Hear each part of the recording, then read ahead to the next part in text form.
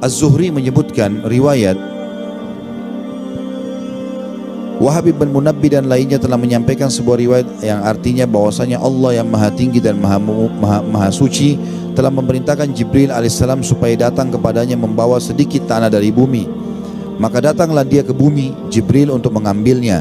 Tapi ternyata bumi meminta perlindungan kepada Allah dari perbuatan itu, dan dia melindunginya, atau Allah tidak mengizinkan Jibril mengambil tanah itu. Lalu Allah SWT memerintahkan Mikail untuk tugas yang sama, dan kali ini bumi pun meminta perlindungan kepada Allah dari hal itu, maka Allah pun melindunginya. Lalu Allah SWT memerintahkan Israel. Tentu yang disebutkan situ Israel adalah malaikat yang dianggap akan mencabut ruh, ya, sebagaimana ada sebagian riwayat atau ada sebagian athar menyebutkan. Tapi ini juga kalau dalam pentahkikan buku ini sendiri dikatakan nama ini tidak pernah ditemukan dalam hadis yang sahih. Untuk melakukan tugas tersebut bumi pun meminta perlindungan, namun kali ini Israel tidak memberikan perlindungan sehingga dia mengambil sebagian tanah dari bumi itu. Allah bertanya kepada Israel, apakah bumi meminta perlindungan kepadaku darimu? Maka dia mengatakan, ya. Kenapa kamu tidak kasihan kepadanya seperti yang dilakukan kedua temanmu? Tanya Allah kepada Israel, maka yang dijawab olehnya, ya Tuhanku, ketaatanku kepadamu lebih wajib aku tunaikan daripada kasihanku kepadanya. Maka Allah berseru, pergilah, kamu adalah malaikat maut, aku kuasakan kepadamu untuk mencabut nyawa-nyawa mereka. Tapi Israel malah menangis. Maka Allah pun bertanya, kenapa kamu menangis? Dia mengatakan, ya Tuhanku, sesungguhnya engkau menciptakan dari makhluk ini para nabi, orang-orang pilihan dan para utusan, dan sesungguhnya engkau telah menciptakan suatu makhluk yang lebih mereka benci selain kematian. Maka apabila mereka mengetahui akulah yang mencabut nyawa, maka mereka akan membenci dan mencaciku nanti. Maka Allah Ta'ala berfirman untuk menjawab, sesungguhnya aku akan jadikan untuk kematian beberapa sebab dan alasan, sehingga mereka menisbatkan kematian kepada sebab itu dan tidak mengaitkannya denganmu. Oleh karena itu Allah Ta'ala menciptakan berbagai penyakit dan segala macam lainnya menyebabkan kebinasaan. Sampai sini tentunya yang ditelusuri dan ditanggap oleh para ulama adalah cuma nama Israel saja. Kalau nama ini belum ditemukan dalam hadis-hadis yang sahih. Tapi masalah prosesi ditugaskannya malaikat maut sebagaimana sudah kita jelaskan sebelumnya, ada disebutkan dalam ayat-ayat yang banyak dan juga hadis-hadis yang sahih. Dinukil dari Ibnu Abbas radhiyallahu anhu, dia berkata, tanah untuk menciptakan Adam diangkat dari 6 bumi, yang terbanyak dari bumi ke-6.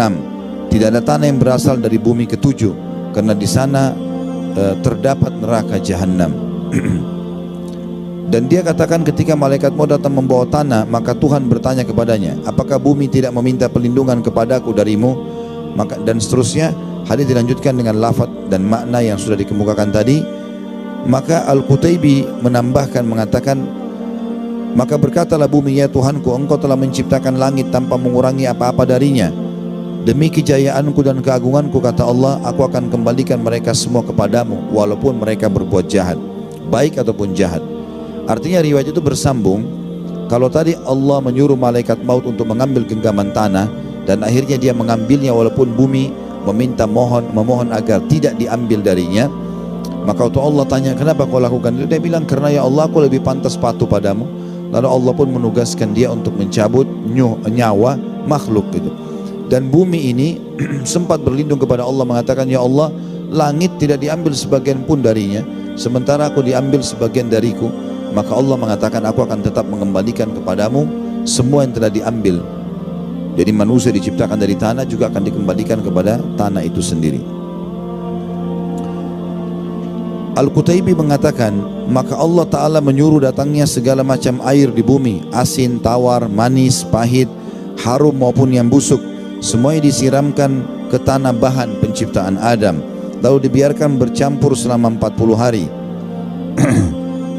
Selain Al-Qutaibi mengatakan 40 tahun, dalam keadaan belum ditiupi ruh, para malaikat melewati tanah itu, lalu mereka berdiri melihatnya seraya berkata sesamanya, sesungguhnya Tuhan kita tidak menciptakan makhluk yang lebih indah daripada ini, dan sesungguhnya dia menciptakannya untuk perkara yang pasti akan terjadi.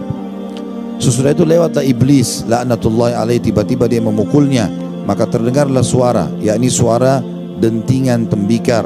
Maka iblis berkata, kalau dia lebih dimuliakan daripada aku, maka aku tidak akan mematuhinya. dan kalau aku lebih dimuliakan darinya atau daripada dia, maka aku akan menghancurkannya. Makhluk ini dari tanah dan aku dari api. Khusus sampai sini riwayatnya ada ayat Al-Quran yang menjelaskan masalah itu. Waktu iblis disuruh untuk sujud kepada Adam, maka dia mengatakan, ya Allah, kenapa aku harus sujud kepadanya? Sementara aku lebih baik darinya, aku diciptakan dari api, sementara dia dari tanah. Dikatakan tapi ada yang mengatakan bahwa yang membawa tanah untuk dijadikan Adam adalah iblis. Allah Ta'ala mengutusnya setelah 2 malaikat terdahulu. Maka bumi meminta perlindungan kepada Allah darinya seraya berkata, sesungguhnya aku berlindung kepada Allah darimu. Namun iblis tetap mengambil sebagian darinya lalu naik menemui Tuhannya. Maka Allah Ta'ala berkata kepadanya, tidakkah bumi berlindung kepadamu atau kepadaku darimu? Maka dia iblis menjawab, iya. Maka Allah yang berfirman, demi kejayaanku aku pasti menciptakan dari apa yang telah diambil oleh tanganmu satu makhluk yang akan membuatmu susah. Khusus riwayat yang terakhir ini dijelaskan oleh para ulama tentang kepalsuannya. Ini enggak benar penyebutannya.